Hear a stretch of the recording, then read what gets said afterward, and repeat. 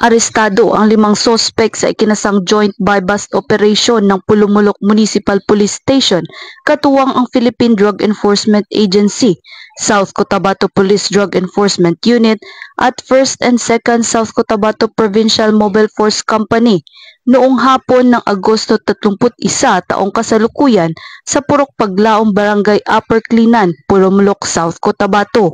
Ayon kay Police Lieutenant Colonel Harold V. Cornell, Chief of Police ng Pulumulok Municipal Police Station, kinilala ang mga sospek sa mga alias na Nano, 31 taong gulang, laborer, alias Nick, 38 taong gulang, mekaniko, alias Jimmy, 34 na taong gulang, isang sprayman, alias Casper, 38 taong gulang at alias Jane na 26 na taong gulang na kapwa walang trabaho at mga residente ng nasabing barangay.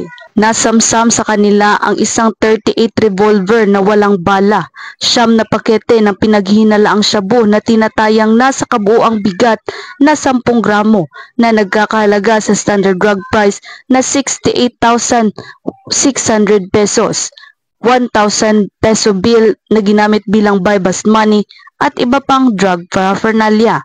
Kasalukuyang dinala sa Pulumulok Municipal Police Station ang mga sospek para sa wastong pangangalaga at pag-aasikaso ng kaso, habang ang nakumpiskang hinihinalang shabu ay ipapadala sa South Cotabato Forensic Unit, Coronadal City para sa pagsusuri sa laboratorio.